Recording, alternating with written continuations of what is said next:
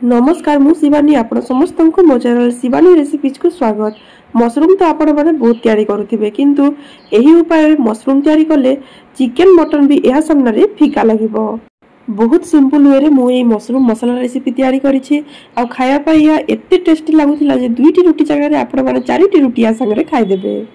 Mushroom को मु भलो भाबरे पानी रे धोई नैथिली आ या को हमें एबे कट कर देबा। आपण माननको जे कोनोसी शेप पसंद सेही शेप रे ई मशरूम को काटी परिबे। मु गोटे मशरूम रो 4टी पीस करके एठारे काटुछि। रेस्टोरेंट रे खाइले तो मशरूम तरकारी बहुत बढ़िया लागि थाए किंतु ए बटम मशरूम रेसिपी बहुत जण को बनैबा आसेनी। सेति पई गोटे सिंपल वे रे मु आज एही मशरूम तरकारी रेडी करबी। आपण माने वीडियो को पूरा पूरी लास्ट पर्यंत देखंतु।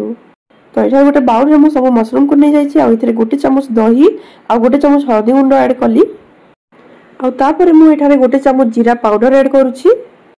कश्मीरी रेड चिली पाउडर गोटे चम्मच मु एठारे ऐड करूछि। यार कलर बहुत बढ़िया आसीबो। आ गोटे चम्मच मु एठारे गरम मसला पाउडर आ आधा चम्मच मीट मसला ऐड करिकि याकु मशरूम सहित भलो भाबरे एम्ति मिक्स करनौछि। सब मसला और दही को मशरूम रे भलो भाबरे मिक्स करिकि याकु 10 रु 15 मिनिट हमें मेरिनेट हेबा पई छाडीबा। या भीतर आमे एबे मशरूम पाई गोटे मसला रेडी करबा। सेति पई मु एठारे गोटे ग्राइंडर जार रे गोटे प्याज को काटी के ऐड करिछि, 4-5 टी रसुन, गोटे इंच अदा आ गोटे टमाटो काटी के ऐड करूछि। आ एथि टिके पानी देकी यार गोटे पेस्ट तयारी करनबा। मु एठारे 250 ग्राम मशरूम पाई एई मसला रेडी करिछि। तो कढ़ाई रे गोटे चम्मच तेल ऐड करिकि गोटे चम्मच जीरा आ गोटे इंच दालचीनी रो टुकड़ा आ गोटे प्याज को काटी के एठारे को भलो भाबरे भाजी नबा। प्याज टी भलो भाबरे भाजी सारला परे एथिरे हमें बने के रखितबा टमाटो आ प्याज रो मसला को ऐड करबा। आ यार पानी मरिबा पर्यंत हमें याकू फ्राई करनबा। तापर हमें एठारे मेरिनेट करके रखिथिबा सब मशरूम को ऐड करबा। आ 4 रु 5 मिनिट याकू भलो भाबरे एम्ति मीडियम फ्लेम रे कसी नबा। धीरे धीरे मशरूम पानी छाड़िया पई लागिबो। एम्ति 3-4 मिनिट मसला सहित कसी नेले मशरूम रे सब मसला मिक्स हो जिवो। आ यार कलर आपण मन देखि पारुथिबे केते सुंदर आसीबा को लागिलानी। तो मशरूम टी एठारे भलो भाबरे मसला सहित कसी हो जाईछि। एबे हम गोटे प्याज को एम्ति क्यूब शेप रे काटी के एथरे ऐड करबा। उपरु ए प्याज टी के देबा द्वारा मशरूम रो टेस्ट बहुत बढ़िया आसीबो।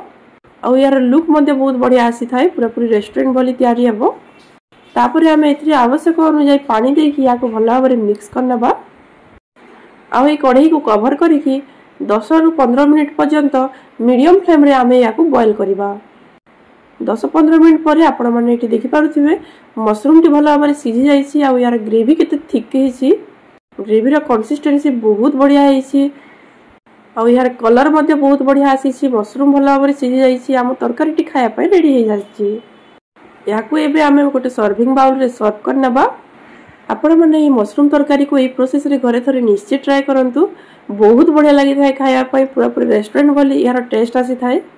जदि आपण माननको मो वीडियो टी पसंद आसी थाए तेबे वीडियो टी को लाइक कर देबे। आ एमिति नुआ नुआ वीडियो देखिया पय मो चैनल को सब्सक्राइब करिकि रखिबे। मो पुणी आसीबी एमिति नुआ रेसिपी नै कि से पर्यंत रहउछि। बाय बाय, जय जगन्नाथ।